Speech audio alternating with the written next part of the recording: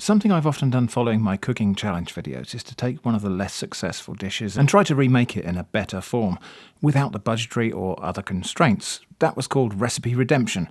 This time it's a little bit different, recipe elevation, because we're going to take something that was already quite successful and good and try to make it excellent.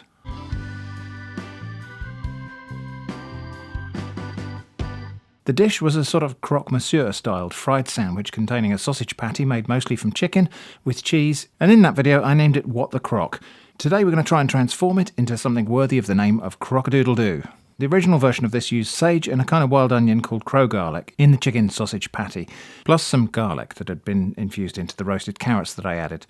I'm going to use those flavours again, but I'm going to try to separate things out into layers a bit.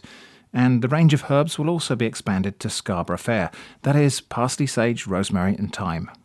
So to begin, I'm using a small amount of bread to start the mix, together with the chopped rosemary and thyme, plus some roasted carrots, which, as before, these were baked underneath some chicken legs seasoned with salt and garlic powder, so they've acquired some of those flavours already. I'll process this down to crumbs before adding the chicken. Now, the purpose of putting bread in a sausage like this is not just to pad it out, but rather to provide something that will hold on to the fats and juices that cook out of the meat, so they stay in the sausage and make it succulent and tender. Next, some chicken. This is chicken thigh meat, and instead of seasoning this with salt, I'm going to use a little bit of yeast extract, off-brand Marmite, which of course contains salt, but also those lovely savoury glutamates which are going to enhance the flavour of this chicken. Some of my frozen foraged crow garlic, and I'll process this until it's a suitable sausage meat texture.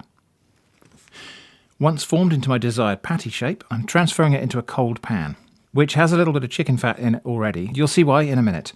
But this is going in a cold pan because I want to cook this really gently, so the middle is fully cooked by the time the outside starts to crisp up.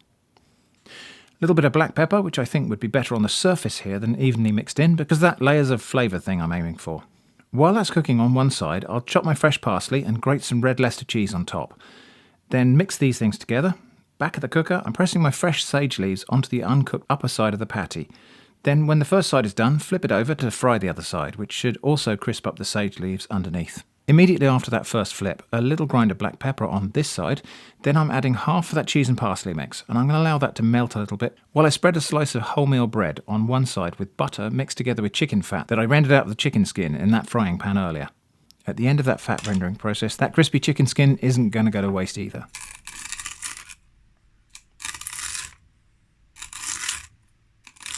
Hold that thought.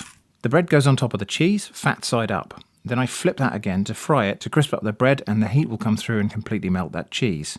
Meanwhile, on what's now the upper side, I'll add the other half of the cheese and parsley, plus the shredded crispy chicken skin reserved from earlier.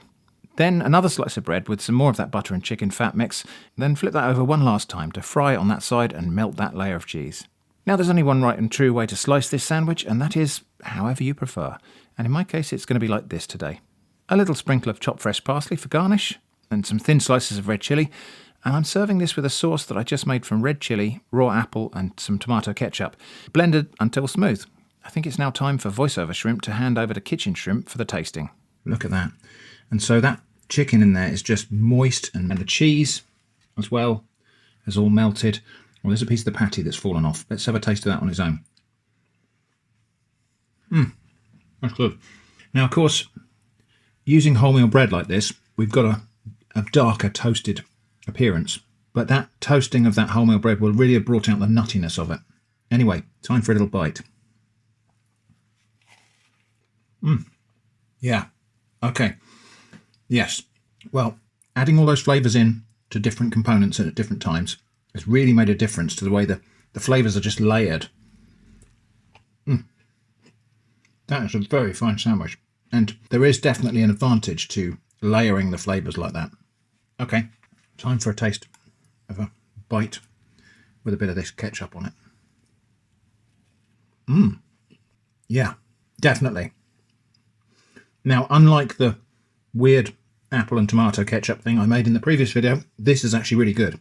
And that layer of chicken skin in there just gives it a massive chicken sort of wallop of flavour. Really good. Really superb. Absolutely thoroughly happy with that. I was happy enough with the previous version, but this is superb. And the chicken patty in there is just so moist and tender and delicious. Okay, I'm going to hand you back to Studio Shrimp now. So there we are, started with What the Crock, and transformed that into something I hope is worthy of the name Croque-a-Doodle-Doo. And in case kitchen shrimp didn't make it abundantly clear, this is a really tasty sandwich. The layers of flavour do blend a little bit as you bite into it, but there were definite moments of heterogeneity where one specific subset of flavours suddenly hit home, then another, then another. I hope this has been interesting. Rough quantities for all of the ingredients, plus possible alternatives, can be found in the video description. Thanks for watching, and I hope to see you again soon.